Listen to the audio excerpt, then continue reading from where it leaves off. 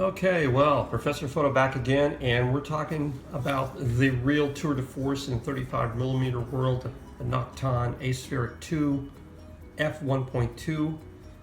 This is really a real high-tech step forward on any level. Makes any 1.4 lens I've seen kind of pale by comparison. And not just because it's a little bit faster, it's because of the fact that it's a better lens all the way across the entire f-stop range. And it's once again, very flat field. Let's see what it looks like here. Hang on here. Let's go ahead and open up this. Once again, nice box, good packing. There it is. You can see it, and it has its own manual of instructions for the lens as well. There it is. So let's pull it out. Now we've already done some shooting with this. Of course, we've done this on the Fuji, like we've done with all the other lenses, because we're doing the digital shots and the digital evaluations of the APS-C sensors first. It has a nice pinch cap.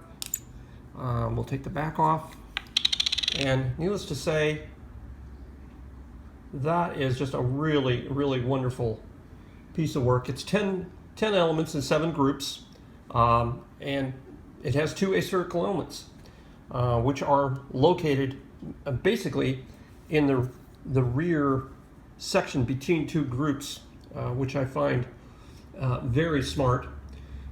This means that what's happening is the fact that it's delivering a much better quality image from the get-go, and it's delivering it to the final group where there's the second aspheric element right in front.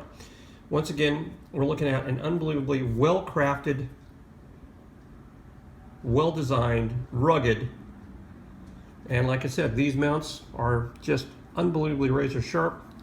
The glass, needless to say, is beautiful, solid metal construction, and it's a heavy lens.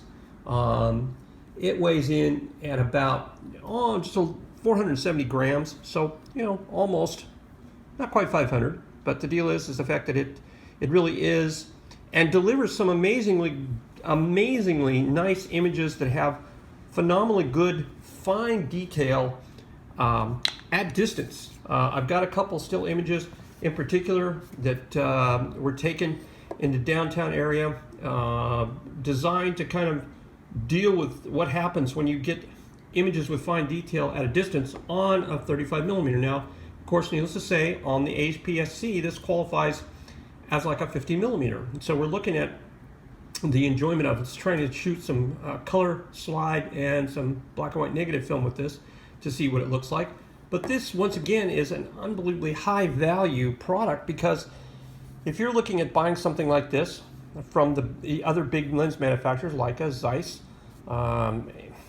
even people like Sigma, you're looking at paying a lot of money, a lot of money. And if you're looking at something that's got an M mount, so you're probably looking at Leica, then you're going to be looking at several $1,000s. And it's really about the fact that this is a high value added product. And one of the reasons that I thought it was time to create a Voigtlander shooters or Voigtlander lens group is because of the fact that these images do create a different image style across the board. And because of that, what happens is the fact that the image that's shot on this is going to be dramatically different than an image that's shot, let's say, like on the Fuji 35-1.4. So you start looking at the fact that, once again, this is about the technical creative thumbprint that each lens creates. I like the fact that these Voigtlanders have a much flatter field of focus and deliver a much more consistent pattern, or let's say controllable, a finer controllable level of bokeh. And I like the fact that they're very long throw. This is a long throw 35. It really is. It's a long throw focusing process.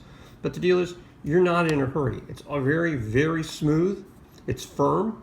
So it's not like you're just going to artificially flip it back and forth. And once again, if you're into manual focusing, the bottom line is you're into shooting different kind of pictures than a person who's just playing hunt and seek with the autofocus out there. So you're not in a hurry. You're working in many cases in a zone focus situation and then fine tuning. So that's another thing to think about. You know, you can go all the way down to f/22. You've got 12 aperture blades on this, which is another thing that's kind of surprising. It's one of those kind of deals where filter size is a 52. You know, you can use this with an adapter on any mirrorless camera. You can use this on a Micro Four Thirds. You can use it on a Sony. You can use it on Fuji.